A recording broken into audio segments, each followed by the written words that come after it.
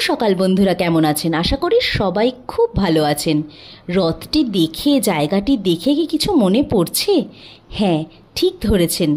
এটি হলো পুরীর পরে দ্বিতীয় বৃহত্তম রথ, যেটি কিনা মাহেশের রথ নামে পরিচিত।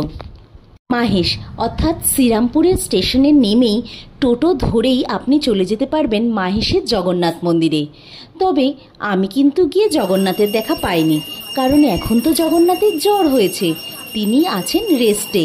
স্নানযাত্রার পর 15 দিন জগন্নাথ দেব, সুভদ্রা আর বলরাম থাকেন রেস্টে।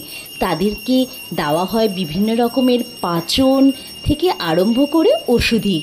বৈদ্যও আসেন দেখতে। সেটি নিশ্চয়ই আপনারা সবাই এতক্ষণে জেনে গিয়েছেন। তাই আমি জগন্নাথের দর্শন না পেয়ে রাধা গোবিন্দের দর্শন করে এলাম নীল মাধবের দর্শন।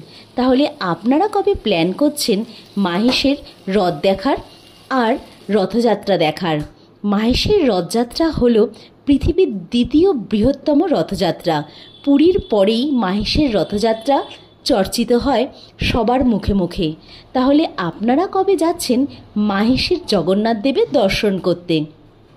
আর দেখতেই পেলেন এখানে কিন্তু বসে গেছে পুরীর মতো নীল চক্রটি, এই যে জগন্নাথ দেবের বিশ্রামঘর।